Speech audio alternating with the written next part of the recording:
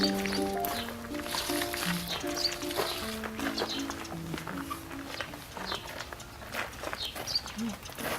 Gérard. Bonjour Colline. La maîtresse m'a demandé de faire un exposé sur les vers à soie. Peux-tu m'aider? Ah, ça, vraiment, tu as bien fait, Colline, car dans ma maison, tu as de la famille Écartier. On a élevé des vers de soie depuis le 19e siècle. Ici, au Valaillant, il y en avait? Tu les as vus, toi? Ah, pendant le temps de mon grand-père, je ne les ai pas vus parce qu'ils se sont arrêtés après la Première Guerre mondiale de 1914-1918. Mais, quand même, je vais t'expliquer comment c'était les vers à soie. Tu vas voir. Alors, je vais te raconter un peu cette histoire. Tu vas voir que, Colline, je vais t'apprendre beaucoup de choses. Car l'élevage des vers à soie, tu vois, il s'est arrêté pendant la guerre. Mais il faut savoir que les vers à soie, c'est une histoire qui a commencé 3000 ans avant Jésus-Christ en Chine. Les Chinois fabriquaient ce précieux tissu qu'est la soie et qui coûtait très cher. Ils le vendaient jusqu'au Moyen-Orient car c'était un long voyage, parfois dangereux, qu'on appelait la route de la soie. Alors, on a commencé à planter des mûriers pour nourrir les vers. Et l'élevage des soies s'est développé en France, surtout sur Louis XV et Louis XVI. Tu comprends, les nobles aimaient de porter vraiment des vêtements luxueux. Les conditions de l'élevage des vers à soie, on dit la sériciculture, se prêtait bien dans les fermes du Sud, dans les Cévennes, mais aussi dans le Comtat venaissin. Dans de nombreux villages, l'élevage des vers à soie est devenu une activité incontournable au Valaillant aussi. Mon grand-père, l'élevage des vers à soie procurait un complément non négligeable du revenu de l'exploitation, environ 30%. Tu vois, je suis très attaché à l'histoire de ma famille. Et c'est pourquoi qu'avec le Club de l'Amitié, nous avons organisé une exposition sur le ver à soie. Cette première exposition, elle a eu lieu en 1984, avec un succès énorme sur l'histoire locale et du patrimoine. Alors, vu cette grande chance que nous avons eue, nous avons refait une seconde exposition en 1997. Et c'est là que ça a été de nouveau un triomphe. Et c'est pour cela que l'on voit le jour de l'inauguration, Monsieur le maire au micro, en compagnie de Monsieur Sintès, notre adjoint, et de Monsieur Paul Viau, le président du Club de l'Amitié. Et c'est là que dans son discours, Monsieur le maire, après tant de félicitations, de remerciements, qu'il m'a adressé la parole.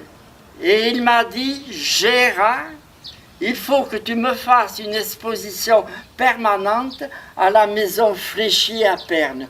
Alors tu parles que moi, la fierté que j'ai eue. Je lui ai dit, ça c'est volontiers. Alors c'est pour cela, allez, que je suis parti à la maison Fléchier à Perne.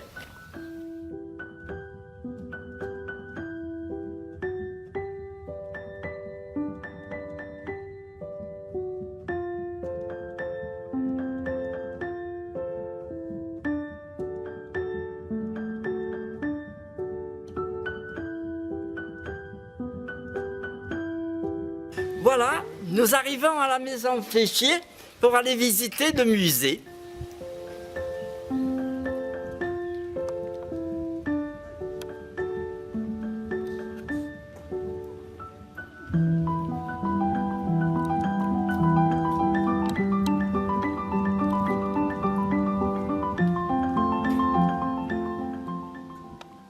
Bon, mais c'est pas le tout, mais maintenant il faut monter au deuxième étage.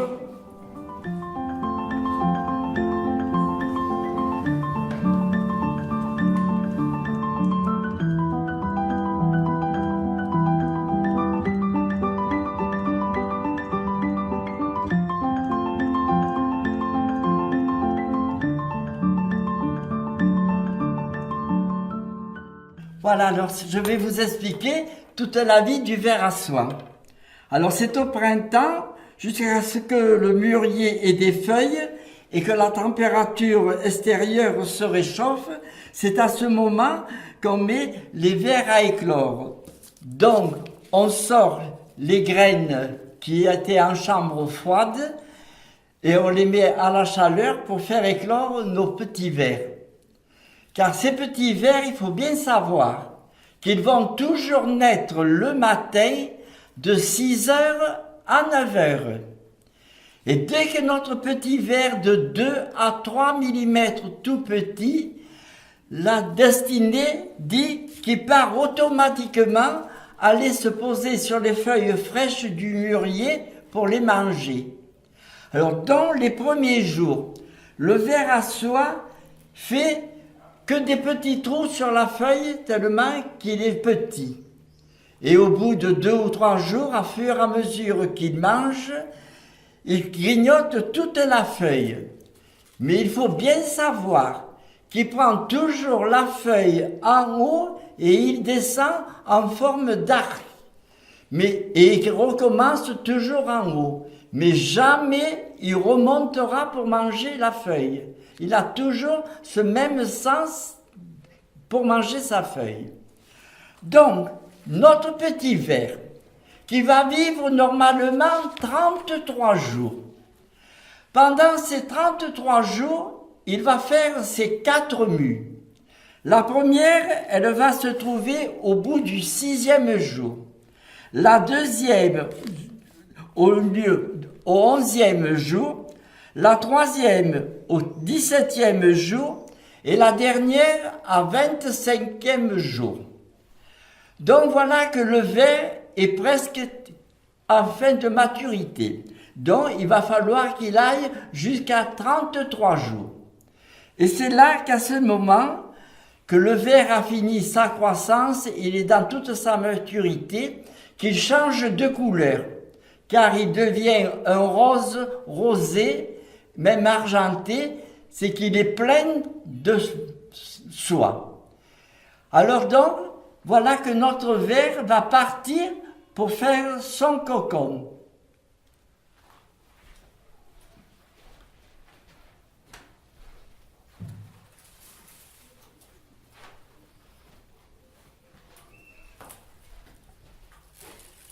Et voilà que quand il est prêt à monter son cocon, car sur les clés, il y a déjà toutes les branches de genêt.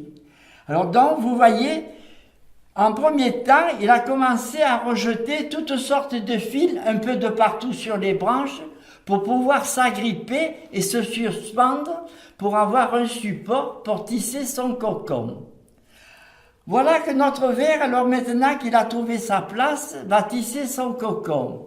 Et c'est là qu'il va mettre 48 heures pour le faire. Car il travaille jour et nuit.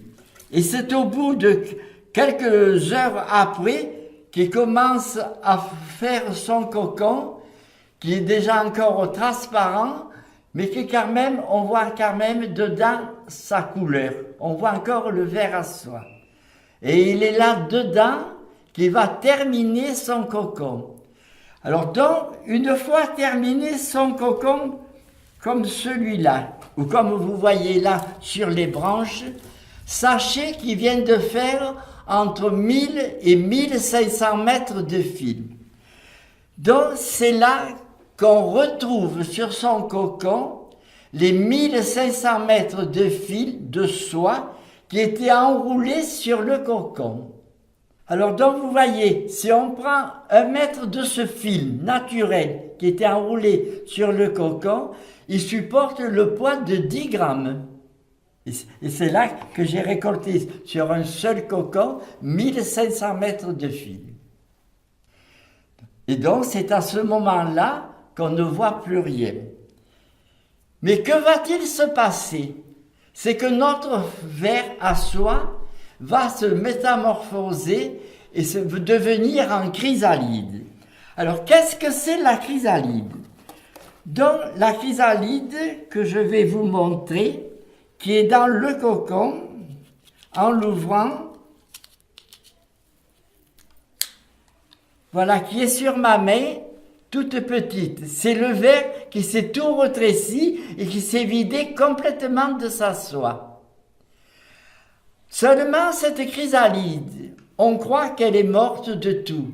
Mais c'est là que le miracle va se produire, puisqu'au bout d'une vingtaine de jours, cette chrysalide, elle va se transformer en papillon. Et c'est pendant ces 20 jours que cette chrysalide, elle travaille et qu'elle va se transformer en papillon. Alors, au bout, quand elle est prête à sortir, cette chrysalide, pour faire naître ce papillon, lui, à son tour, il rejette un liquide alcalin qui brûle la soie et qui se fait un passage pour pouvoir sortir. Bien entendu que la soie est toute coupée, car elle aura moins d'utilité que la soie naturelle, mais voilà que notre papillon va naître. Et donc il faut bien savoir que ce papillon ni vole ni mange. Il reste toujours sur place. Au bout du lendemain ou tout, il s'accouple et il pond ses œufs. Ces œufs que vous avez vus, qu'on appelle les graines sur les plaques, et qu'on met après automatiquement en chambre froide pour ne pas qu'ils éclosent par la suite. Et on garde ces graines pour l'année suivante. Voilà la vie de papillon. Et alors une fois que le papillon a pondu ses œufs, il meurt et c'est la fin. Le cycle du ver à soie est terminé.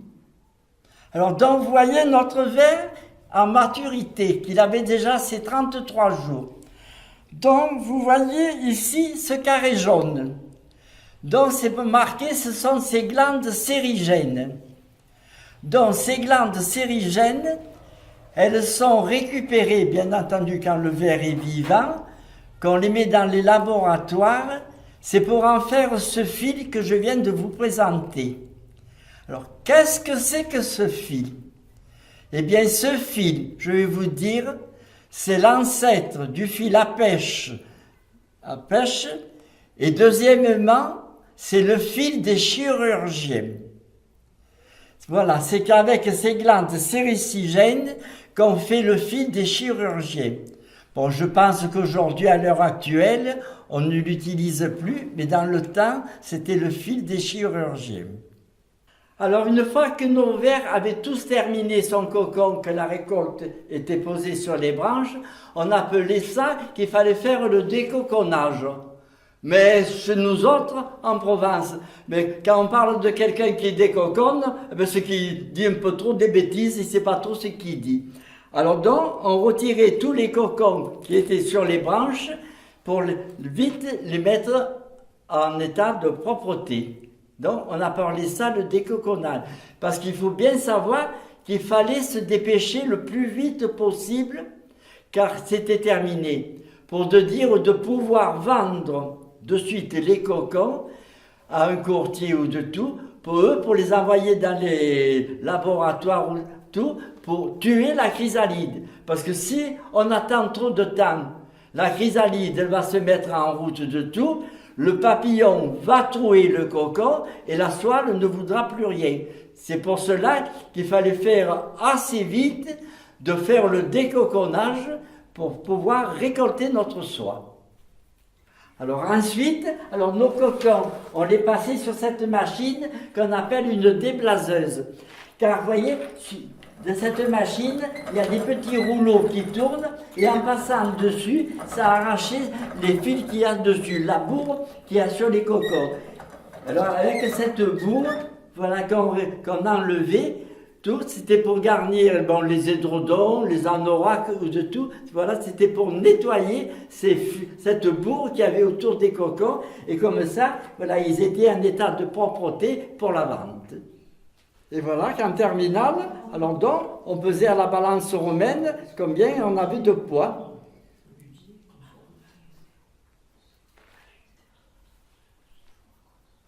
Voilà. Alors c'est un retour en arrière, et bien le grand-père, il va vous présenter comment c'était sa magnanerie. D'abord, il faut savoir que les magnaneries étaient toujours dans les appartements les plus hauts de la maison, avec simplement des petits fenestrons pour donner pas beaucoup de clarté, car c'était pour se protéger quand même du vent et surtout du soleil. Parce que les vers à soie n'aiment pas avoir le soleil dessus. Voilà, nous arrivons ici dans la magnanerie du grand-père. Alors la première chose qu'il fallait penser, c'était déjà au mois de février-mars qu'il fallait commander les graines. Et c'est là que le grand-père allait commander une once de graines là, chez le voisin, chez monsieur Eugène Dagne, qui était un paysan valaisanais, mais qui était un courtier aussi de la maison Jules Roubaix de Valréas. Et c'est là qu'on allait commander les graines, mais seulement que pour le mois de mai. Car le grand-père toujours disait, faut pas mettre la graine à l'espélide, sinon avant que la rame sègue expandide. C'est-à-dire de ne pas mettre les graines à éclore avant que les bourgeons soient éclos. Car le ver à soie, à sa naissance, de suite il part manger. Alors voilà les premiers préparatifs qu'il fallait faire.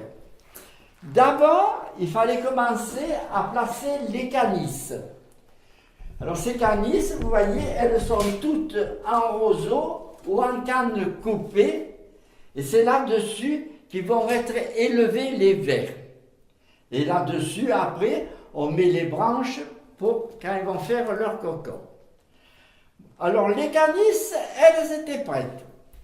Après, déjà, il fallait penser de préparer le poêle à pétrole, qui est là, avec ses bidons de pétrole prêts pour l'éclairer. Et dessus, il y avait toujours un petit toupin d'eau pour humidifier la pièce. Alors, le poêle était prêt. Mais en plus du poêle, ce qu'il ne fallait pas oublier, c'était de préparer le thermomètre des vers à soie. Car c'est lui qui nous indiquait la température de la pièce, toujours de 20 à 25 degrés. Et donc, on se fiait tout, et le thermomètre était toujours suspendu au bord des clés.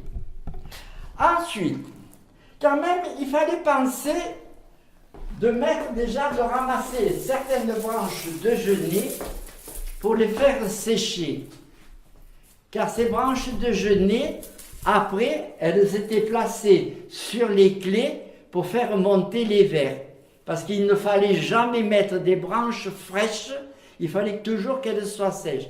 Alors, on préparait déjà des branches de genêt. Alors, les branches de genêt, elles étaient prêtes. Là, il y avait des bourrasques, c'était des toiles de jute de tout, qu'après, on remplissait dedans des feuilles, on attachait les deux bords comme ça, et ça nous permettait des trousses pour monter les feuilles. Alors, à ces trousses, en plus, il y avait toujours quand même le sac pour aller ramasser les feuilles. Alors ça aussi, c'était prêt. Et il faut faire remarquer que le sol de la magnanerie était toujours carrelé pour la grande propreté. Donc, dans les appartements de la maison, c'était sur le battu ou de tout, mais il n'y avait que les greniers qui étaient malonnés. Donc, on revoit encore les mains. Et c'est là que je crois que tout était à peu près prêt, mais aussi, il fallait penser à mettre les échelles. Parce que les échelles, elles servaient à monter sur les canisses les plus hautes pour aller donner les feuilles à manger aux vers. Donc vous voyez, de chaque côté, sur les canisses, il y a toujours les échelles pour monter. Et donc voilà les premiers préparatifs. Et le dernier préparatif, que là je vais vous montrer, c'est là que pour assainir la pièce ou de tout, c'est là que de temps en temps, on brûlait un peu de soufre pour désinfecter la pièce, surtout pour éviter la pébrine. On mettait le feu comme ça, et c'est là que ça dégage une odeur, une fumée, et c'est là que ça désinfectait la pièce. Vous voyez, le soufre en prenant, c'était un désinfectant. Voilà, alors cette fois, nous arrivons au mois de mai. Et maintenant, alors nous rentrons dans la magnanerie. Voilà que nous sommes là devant toute cette grande famille. Comme je vous avais dit, dans les préparatifs, que j'avais commandé une once de graines. Et cela, ça représentait entre 25 et 30 grammes de graines. Et c'est ces graines que nous avons mis à éclore au mois de mai, dont vous voyez ces premiers vers là, que je peux vous montrer, ont déjà 3 semaines. Ces petits vers qui étaient à sa naissance, qui mesuraient 1 millimètre, et au bout de 40 jours, il est à l'âge adulte, et c'est là qu'après, il va faire son cocon. Mais alors, il faut savoir qu'avec cette once de graines, c'était pour pouvoir récolter entre 75 et 80 kilos de cocon, ce qui était énorme. Et c'est pour cela que, vous voyez, c'est en 1906, sur ces clés d'origine, que je suis arrivé à récolter 72 kilos et demi de cocon. Alors, il faut bien que je vous explique. Si je prends un cocon comme ça, que le ver à soie vient de finir, ce cocon pèse environ 2 grammes. Alors, si l'on fait un peu le compte, pour 1 kilo, il m'en fallait 500. Et donc, si j'ai récolté 72 kilos 500 de cocon, c'est que j'avais à soigner entre 35 et 40 000 vers. Ce qui était vraiment énorme, car toutes les clés jusque sous la toiture étaient pleines de vers à soie. Alors cela demandait beaucoup de travail. Et j'étais comme un berger qui s'occupait de son troupeau. Et c'est pour cela que j'ai bâti dans une partie du grenier une petite chambrette. Voilà, alors c'était pas le tout de coucher dans cette chambre, mais c'est qu'il me fallait quand même soigner ces 35-40 000 vers. Et c'est pour cela que tous les jours, j'envoyais Joseph ramasser des feuilles. Voilà que tous les jours, quand même le grand-père m'envoyait ramasser des feuilles de mûrier. Mais quand même, il faut dire que des fois, j'allais assez loin.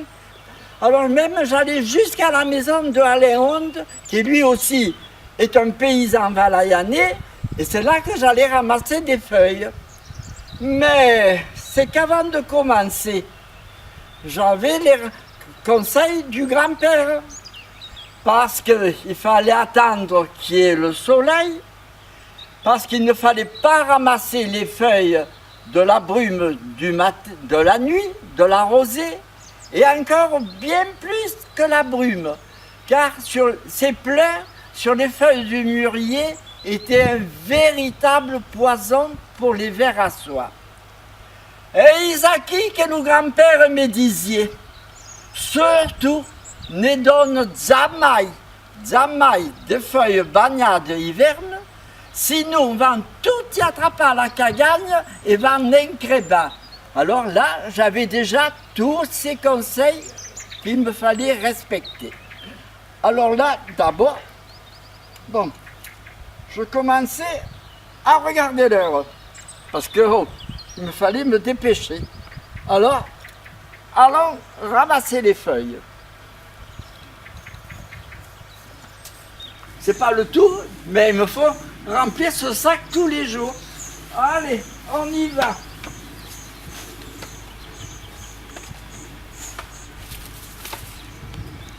Et allez.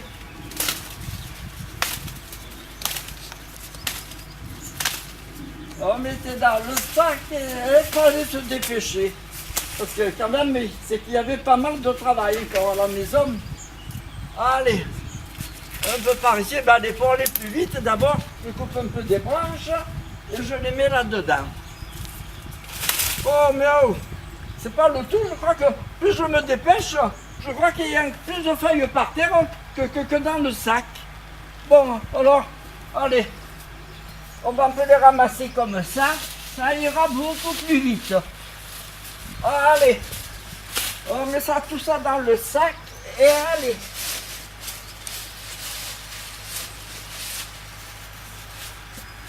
Et il fallait faire ça tous les jours, pour ramasser, pour nourrir toutes ces petites bêtes. Et voilà, quand le sac est plein, eh ben je peux dire que j'ai fini, mais alors là, j'avais chaud. Oh, coquin, tellement que je me suis dépêché, je transpire. Bon, il parle tout. Oh là, je suis pas en retard. Aïe le thème. Alors, 6 minutes de maille ou 6 minutes de main, pariez où il a même cause. Alors, ce que vous faites, ici d'abord, si à la campagne, aïe le thème, et bien, avant de partir, et bien, vous en appuyer un coup.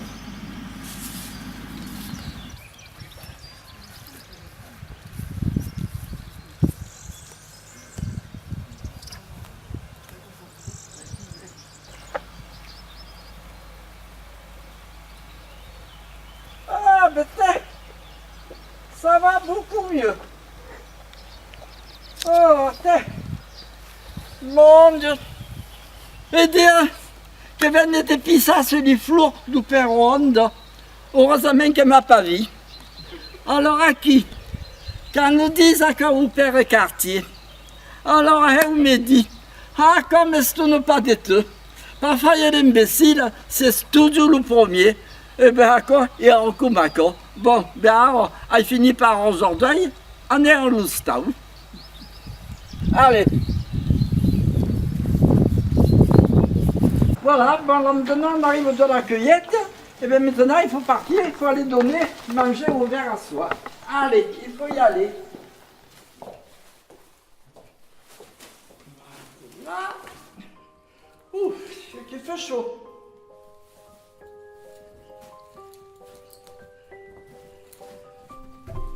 Parce que c'est pas le tout, mais c'est qu'il me faut monter 40 marches d'escalier pour arriver à la magnanerie. Allez, on y va.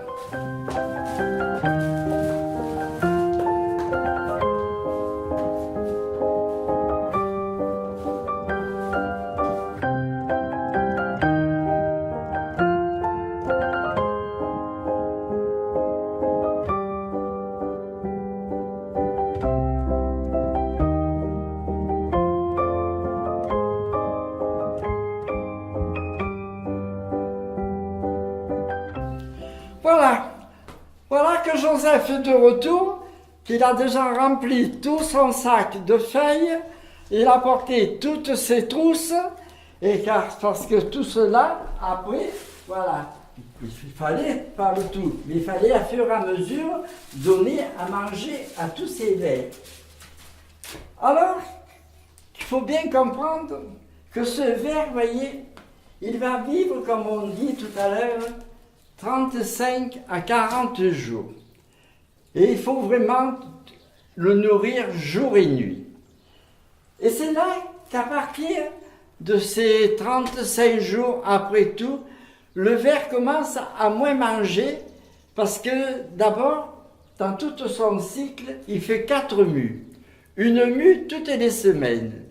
Et la dernière semaine, il commence à être un peu agité parce qu'il va être prêt à faire son cocon. Et c'est là déjà que l'on peut voir, je vais vous montrer, déjà comment les vers ils cherchent des branches de genêt pour monter dessus, car, voyez, ils sont prêts pour aller faire leur cocon. Alors c'est là, voyez, qu'ils commencent à être un peu agités, à regarder un peu de tous les côtés pour savoir, voyez, où ils vont s'agripper pour pouvoir monter et filer son cocon. Et c'est là qu'ils commencent à plus tenir en place, car c'est son moment de faire leur cocon. Et là, vous voyez, surtout, voyez, sur toutes les branches déjà, voyez, ils commencent à monter, car ils ont fini son cycle et ils sont prêts à aller faire son cocon.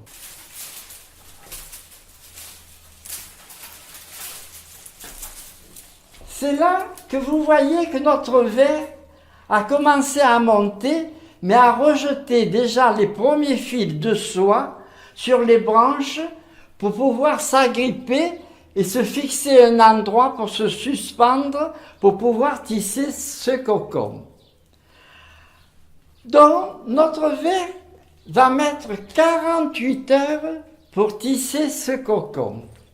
Et c'est là-dedans qu'il va s'enfermer. Alors, il est là-dedans, et voilà que notre ver, petit à petit, il va s'enfermer. Et c'est là que je vais bien vous montrer comment cela se procède. D'abord, vous allez bien voir, voilà notre ver qui vient de commencer à faire son cocon.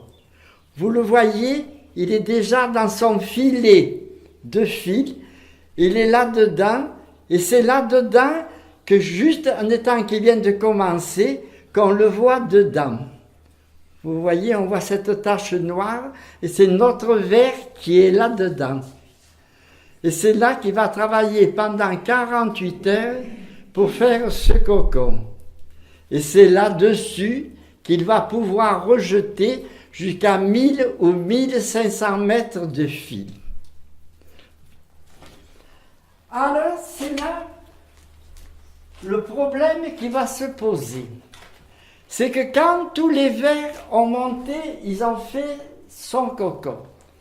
C'est là qu'il va falloir préparer le décoconnage. Pourquoi? Parce que nos vers sont enfermés dans le cocon. Et c'est là qu'après il va se produire comme un miracle. Si on laisse nos cocons là comme ça, c'est-à-dire qu'on va ne pas pouvoir récolter la soie. Pourquoi? Parce que notre ver qui est enfermé dans ce cocon, voilà, on retrouve cette chrysalide. Donc c'est notre ver de 10 cm de long que vous voyez qui se retrouve comme ça. Et voilà que cette chrysalide, qu'au bout de quelques jours, elle se remet en vie et pour se transformer en papillon. Et c'est pendant ces 15 jours que cette chrysalide, elle va travailler. Et voilà qu'un beau matin, nos cocons, voilà, ils sont percés d'un petit trou avec un liquide jaune qu'on appelle un liquide alcalin. Et c'est ce liquide qui brûle la soie pour le papillon se frayer un passage et sortir. Et c'est là qu'on voit de minute en minute comment le papillon sort du cocon et que l'on le retrouve sur les clés. Voilà que notre papillon a sorti et c'est lui qui après va pondre ses œufs et il va mourir. Parce que ce papillon, ni il mange, ni il vole, il reste sur place, il pond ses œufs et après il en meurt. Donc, voilà, il pond ses œufs sur les plaques, sur de papier qu'il y a sur les canisses de tout, où il pond toujours ses œufs. Et l'on peut remarquer qu'ils sont toujours collés un à côté de l'autre, mais jamais un au-dessus de l'autre. Et voilà, c'est un peu la terminale de notre ver à soie, toute son histoire. Cette année, il y a une sacrée récolte. Je pense bien, oui. J'espère que le Pierre Cartier il va nous payer un coup à boire parce que. Voilà, alors je suis allé chercher la déblaseuse chez les oncles d'Urbesson pour pouvoir arriver à lever la bourre qui est au-dessus des cocons. Et c'est là qu'on faisait tourner la machine. Et là, on voit à fur et à mesure que la bourre se met sur les petits rouleaux. Et comme ça, on récolte tous nos cocons qui sont prêts à la vente et propres. Et avec la bourre de soie, les femmes quartiers vont faire encore une belle couverture pour cet hiver bien chaude, une couverture piquée. Ah, c'est bien ça. Allez, la récolte est terminée. Maintenant, c'est pas le tout. On va brûler les déchets et on va boire un coup. Allez. Allez, on y va.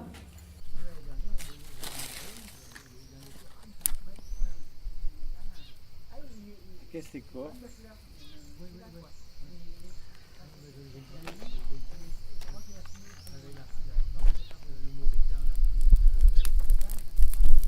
Voilà.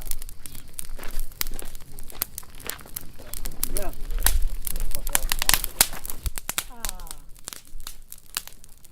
On va bien mériter. Allez, c'est l'honneur, c'est la fête aujourd'hui. Alors, buvons un bon coup. Allez, à la santé des quartiers. Allez, Et des verres à soie. voilà.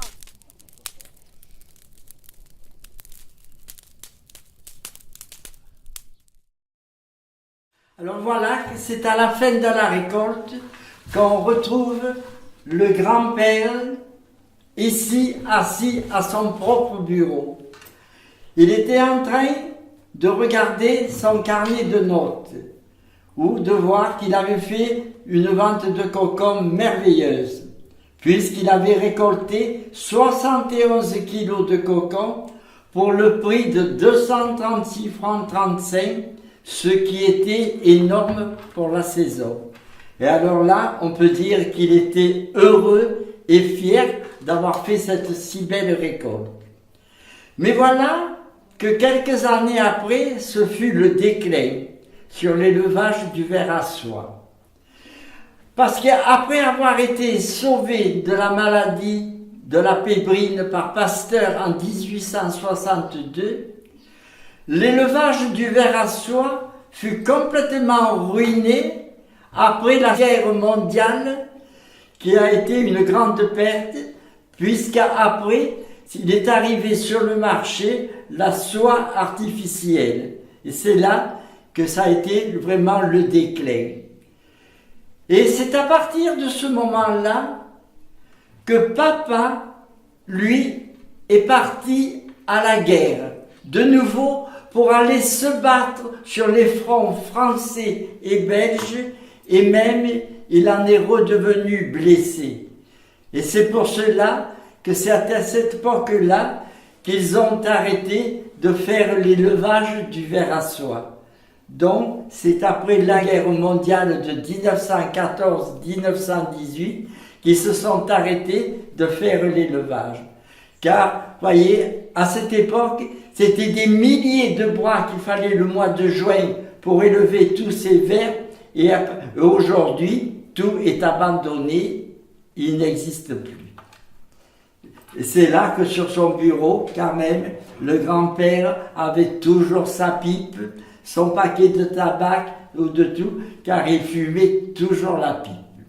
Voilà, on retrouve le grand-père ici, assis à son propre bureau, pour nous terminer sa vie de l'élevage du ver à soie. C'est une belle histoire. On s'y serait cru. La maîtresse sera contente. J'aurai une bonne note. Merci Girard.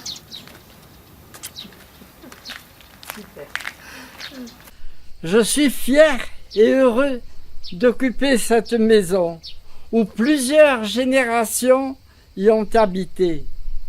C'est un honneur pour moi de montrer comment ma famille vivait et d'avoir maintenu les lieux tels qu'ils étaient.